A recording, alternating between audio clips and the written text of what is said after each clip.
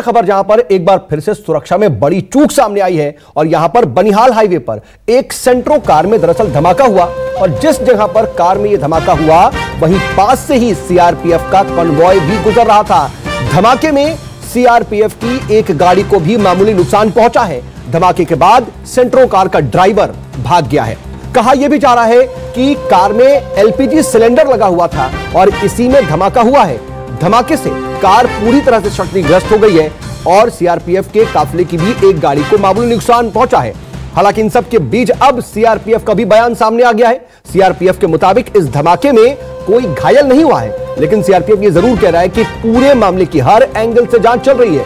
ये तस्वीर भी हम दिखा रहे हैं आपको कि किस तरीके से जब ये धमाका हुआ तो उसमें पूरी तरह से क्षतिग्रस्त हो गई सेंट्रो कार और दाईं तरफ जो तस्वीर देख रहे हैं आप, सीआरपीएफ के काफिले की जो गाड़ी है उसको कितना नुकसान पहुंचा है आप देख करके अंदाजा लगा सकते हैं। ये साफ दिख रहा है कि बहुत ज्यादा नुकसान गाड़ी को पहुंचा नहीं, लेकिन सुरक्षा में बड़ी चूक इसे जरूर कहा जाएगा, क्योंकि अभी हमें याद है कि 14 फरवरी को पुलवामा में कितना बड़ा आतंकी हमला हुआ था और कुछ इसी तरीके से वहां पर भी सीआरपीएफ का कॉन्वॉय गुजर रहा था और एक गाड़ी के जरिए धमाका करके इस हमले को अंजाम दिया गया था। 40 से ज्यादा सीआरपीएफ के जवान हमारे शहीद हो गए थे। यह महज एक संयोग है या फिर प्लान्ड, यह अब जांच का विषय है।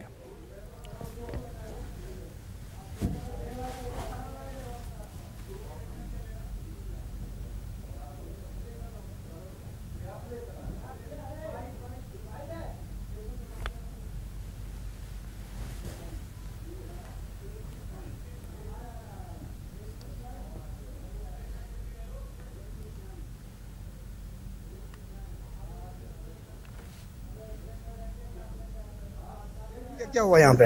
वाकया सर, हमें इन्फॉर्मेशन मिली कि वहाँ तकिया ठहर बोलते हैं यहाँ पे। अच्छा अच्छा अच्छा, हाँ ये जो जगह है बोलते हैं जी गैस की गाड़ी थी उसमें ब्लास्ट हुआ है। अच्छा, जो ही हमें मैसेज मिली तो हम फौरी आ गए, या पुलिस वगैरह सारे थे, तो यहाँ पर मौके पर आप देखिए क्या है क्या नहीं है। अच्छा अच्छा, तो हमने फिर आते ही मतलब जिस वक्त आप पहुंचे उस वक्त गाड़ी जल रही थी? गाड़ी जल रही थी और ब्लास्ट हुआ था। ये पूरे यहाँ देखो बिखरा है सारा सामान। हाँ वो तो पीछे बिखरा हुआ है, वो सिलेंडर फटा है बिल्कुल पूरा इस एरिया में सारा ये दिखता है। यहाँ पर यहाँ कानवाई भी थी उस टाइम बोल रहे हैं। अच्छा, जो ही हम पहुंचे तो गाड़ी जो है वो जल रही थी। अच्छा, इसमें से एक सिलेंडर निकला और भी कुछ बात जो है पुलिस ने जब्त किया है। अपने आप में बड़ा सवाल ये कि क्या बनिहाल में भी पुलवामा जैसी साजिश को अंजाम देने की कोशिश थी? हमारे साथ हमारे सहयोगी आसिफ सुहाव ज्यादा जानकारी के साथ जुड़ चुके हैं। आसिफ, यही सवाल कि क्या वहां पर भी किसी तरह की साजिश को अंजाम देने की कोशिश थी और वो नाकाम हो गई या फिर महज ये संयोग? देखिए को दो अहम चीजें इसमें। जी आसिफ, दे आर एवरीवेयर, और जब तक इनका वो नहीं होगा प्रबंध तब तक टेररिस्ट का भी नहीं होगा, उसके लिए बनाया गया। You think that this is very important to have control? Very important to curb terrorism. The employees to be under scanner. How many employees I are am under not talking about employees. Sir, I am talking about all those people who are connected with them, who are supporting them, or who are their sympathizers. And what about the politicians like even National Conference of PDP? They keep on giving such statements that is normally pro-terrorist. Election का time है, मेरा बोलना ठीक नहीं। Sir, Pulwama में जिस तरीके से अटैक हुआ था, फिर से